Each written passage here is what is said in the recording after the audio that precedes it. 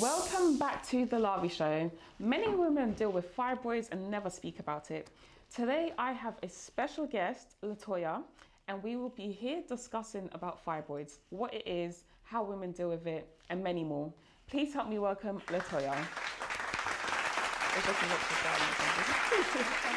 How are you doing? I'm good, thank you. Thank you for having me on the show. No, you're welcome. I'm just like, wait, your heels, you look amazing. Thank you. And you're wearing pink. I know, I want pink to match with your, your Instagram, like the Room Bay. So tell me more about the Room Bay, because I came across it and I was just like, this is so interesting because people don't really speak about this, especially with like GPs. I know people that actually have fibroids and the GP doesn't say much. They don't speak about it. So before we even get to the fibroids, tell me more about Room Bay.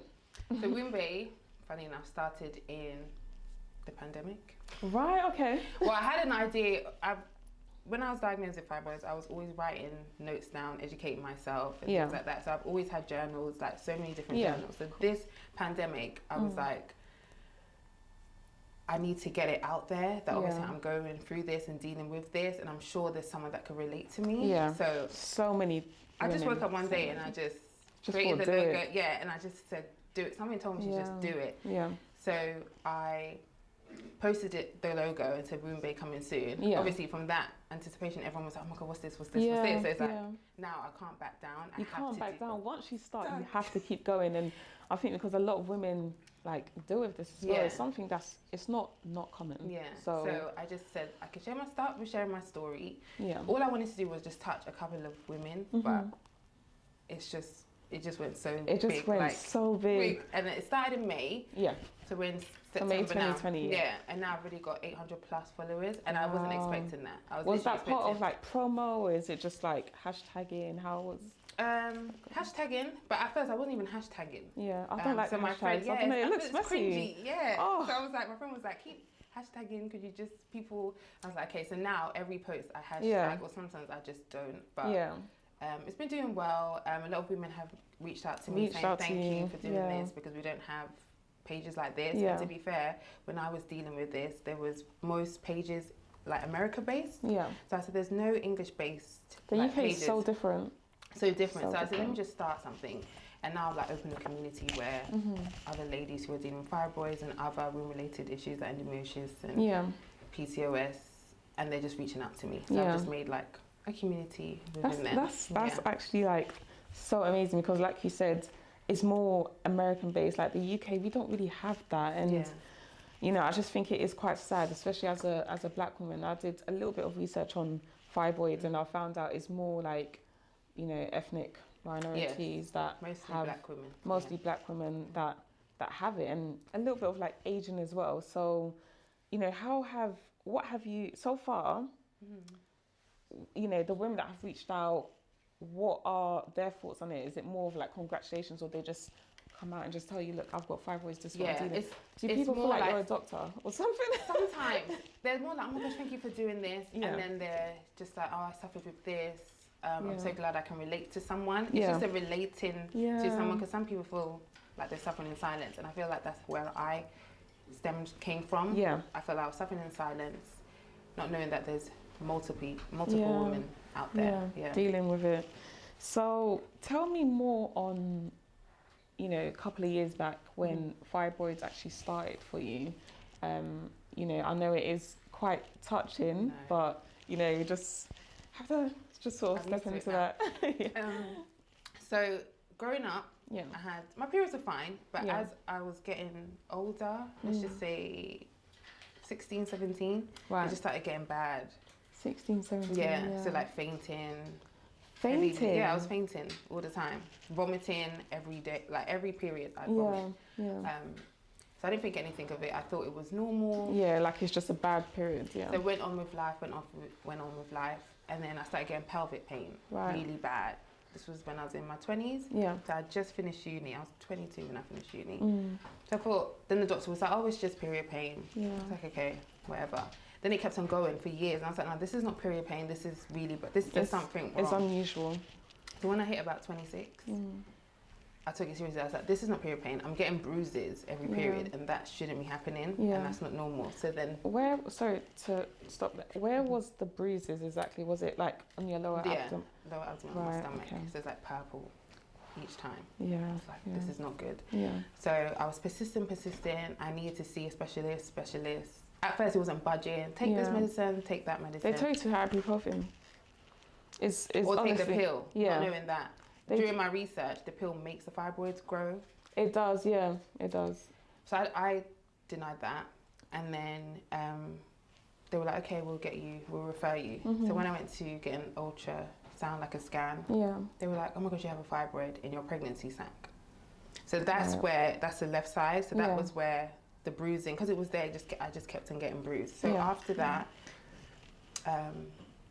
the gynecologist immediately said, oh, Latoya, we need to operate because we have to remove it. Because it's in your pregnancy, if you want to have kids, you'll be having miscarriages all the time, not knowing what's wrong. Yeah. So that's just I knew there was something wrong because this is not normal. So they took it out 2015. And then since then, I've been educating myself, what kind of foods to eat, diet, things like that. They did grow back, because I was only one, so they did grow back. Yeah.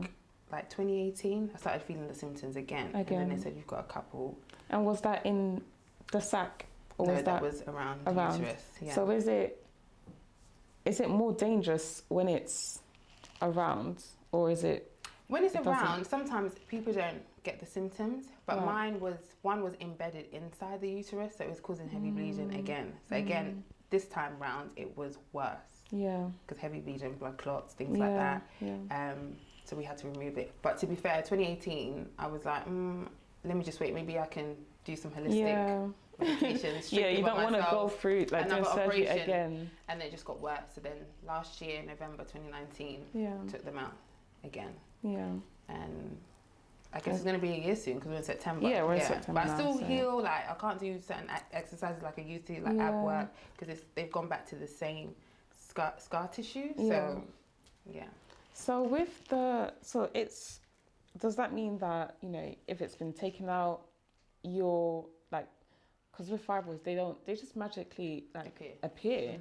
So what is the actual fibroids like? Is it that bit of tissue? It's a cancerous, non-cancerous. It's a tumor. So it's like and it sort of grows. I've seen pictures and I think it's a nuisance. It's like balls just growing around. Yeah, just growing around. Yeah. It's actually horrible. I saw a picture one time. It grew like this big. Some people's one can grow and people think they're pregnant, but it's a fibroid. It's a fibroid, yeah.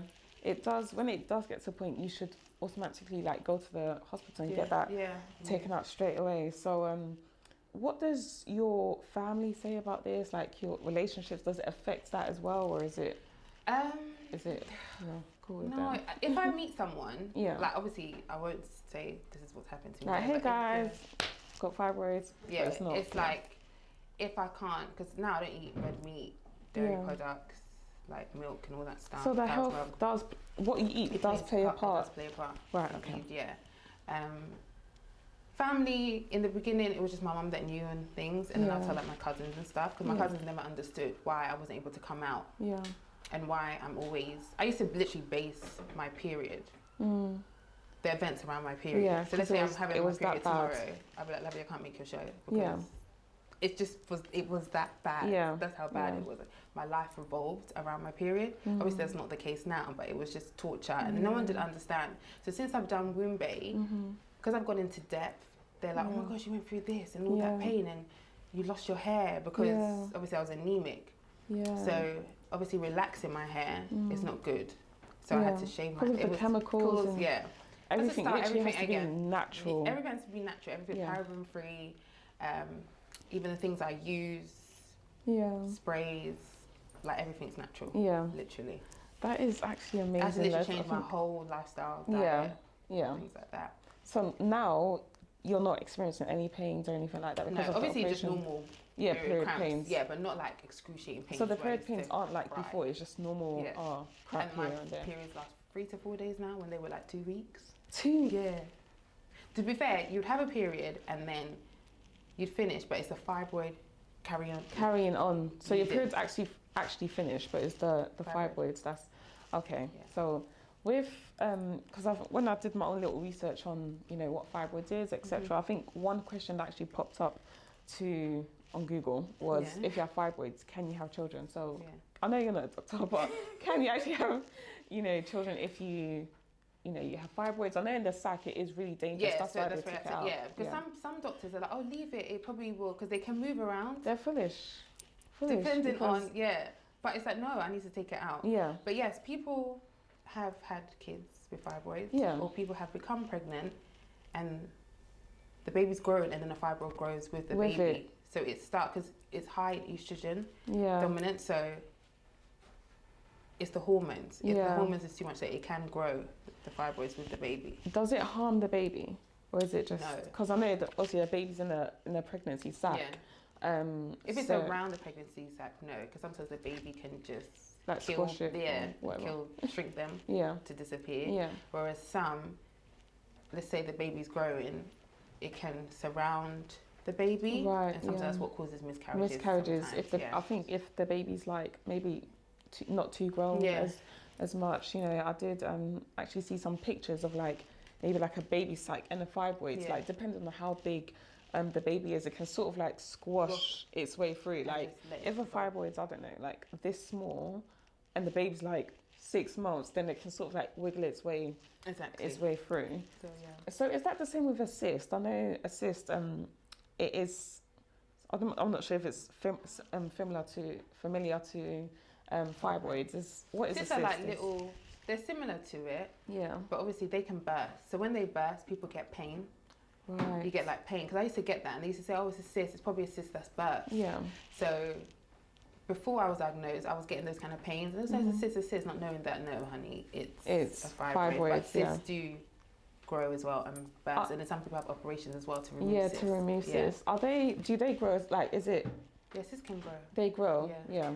But so it's extreme as fibroids. Extreme as fibroids. So have you had a cyst before, or is it just? Is it normal to have a cyst? Yeah, it's normal to have a cyst. Okay. Yeah, I think after your period before ovulation or during ovulation, sometimes you get a cyst, and when it bursts, then you just get like this pain. It's like, oh. Yeah. Yeah. The reason I'm asking because I think I had cyst, and I wasn't sure what was happening. I had no idea, and I was researching, and when you Google something, I get so paro. Like they're like, you have cancer. Like it's just it's a lot. So I was like, I'm not going to look into it too much. But from the way you're describing it, I think it possibly was. And it just sort of went away. It goes away. I remember I was sleeping and then I turned. But when I turned, my lower stomach, it was just paining me. And I didn't understand. It's like a sharp pain. And once you relax, it will go maybe a couple of hours or 2. And then Wow, that is actually crazy. So with Womb Bay, what is your next step going forward?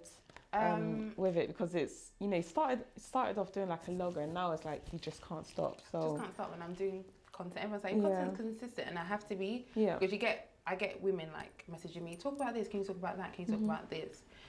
So even one lady was like, can you talk about like Afro-Caribbean, the thing that I talked about, African parents, trying to be really because evil eye and all of that stuff. But you doing Womb Bay, I'm not sure if you how your mom felt about it, but I'm sure she probably felt some type of. She was fine. She was like, "But are you okay to tell your story?" And I said, "Yeah, I'm fine." So she was like, "Okay." Like my mom's all right. She's obviously a Ghanaian lady, but she's very down. But you get that one or two aunties that was just like, you shouldn't tell anyone such and such. So So the next step is basically, I'm gonna be doing a campaign. Right. It's called "Do Not Dismiss My Symptoms" campaign. I don't know. I need to find a proper date. But I did put out like a, let's say, advertisement for ladies to jump on if they'd like to join. So I just wanted real people with real stories. So that will probably be in October, and just keep showing awareness. And I want to showcase period poverty. So I want to do like donations. take back to Africa, Ghana, literally, and like that's give sanitary towels to all these, because I know how it feels to be obviously in pain, and not have a pad or anything. You know, even in this country, not even back in Ghana, but I feel like periods pads should be free. Like we shouldn't have to pay for it because it's just, especially for school kids as well. You know, if we don't know what anyone's going through. Maybe they don't have the funds for it. Yeah. So I'm not sure. Expensive. They're expensive. Obviously, it's £2 something. But if you're buying a bunch, you're not just buying one. Like, I think always it's like £2 something. Yeah, it's really bad. What's the other one? I forgot what it's called. Is it always body form? Oh, body form. Yeah, I use that. I mean, I've had to be honest. It's just the brand itself. Yeah. But with me as well now, although always has been good, I have to be mindful because of the toxins. So it's now I have to go through the organic route. Yeah, organic. I'm still trying because they said the toxins go through. Yeah. It's weird, but it is true. So now I have to research and find which one works. Because you don't know what's actually in it. Like you would think it's just a pad, but what they have there actually put in it. So so that's your next step with Wing Bay and real life. Like people have actually reached out to you. Like it's just so amazing that you've taken that leap of faith and just done it. So tell me about relationships. Like I don't want to go too much into it. I'm fine because people have asked me and. Okay, so are you in a relationship? No. I'm gonna ask you. Okay, so you're not in a relationship with maybe like someone that you've been seeing before your previous relationship. When I first had my first operation, I did meet someone after the operation. Okay. So in 2015, I had an operation in September, and I met the person like November. Yeah. And he was fine. But I was just always in pain because I was still healing. And then I just wasn't interested in a relationship because I'm dealing like physically and mentally, and it just broke down. Yeah. And so he didn't have a problem with he didn't. He was okay. Obviously, I was explaining to him like everything. He wasn't understanding, but it just broke. He wasn't understanding. He was, but it just broke. I was about to say, honey, because listen, don't get me started. So so he was. Yeah, I mean, it's good that he was understanding because I think with some men actually understand, like fibroids and period pains, and then there's some men that probably don't have like siblings that don't understand, or like any like female friends that don't understand like what women go through. So do you feel like future wise, it will probably affect any? I feel like women need to tell. It's good to give like serious, a heads up. Not like a dating thing, but if it starts like after a year, I feel like you need to tell your other half because it's important. It's very important. Some women keep it to themselves, and then like I've had women like she's a lady who messaged me, and she was like she kept it from a secret from her husband. And wow, the his mum was Nigerian, and she was very like in African cultures anyway. It's like, why have you not had a kid yet? So that's when she told him that I suffer from fibroids, so that's why I'm not getting pregnant. And he's like, why didn't you tell me? And all that stuff. So I think it's very important from the beginning. When it starts getting serious, then you just say, oh, this is what I'm going through. And sometimes they can support you. Like my brother's very supportive. My dad, sometimes he sends me stuff. My grandma, herbal medicines, like try this, and just being really natural. And I've got close guy friends as well that are so intrigued, and they're like, oh, I think my girlfriend has this, or so they're learning too, and then they follow the page and also telling people. This is literally it, because you've taken that leap of faith and just done the page. Like so many people are learning from it. I'm even learning from it. I did my own research. Like I don't know how a fibroid actually looks like.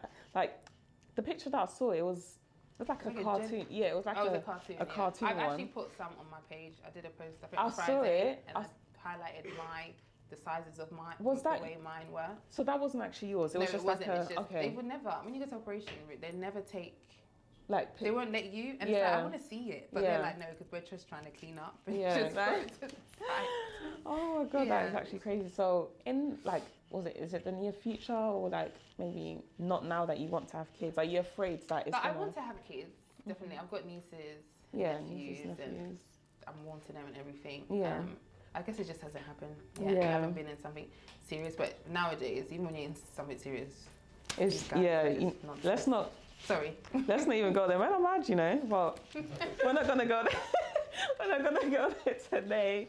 Thank you, Latoya, for actually joining us today to discuss more on fibroids and, you know, dealing with it. So whoever's actually watching at home, we want you to know, do not suffer in silence. Speak to your GP.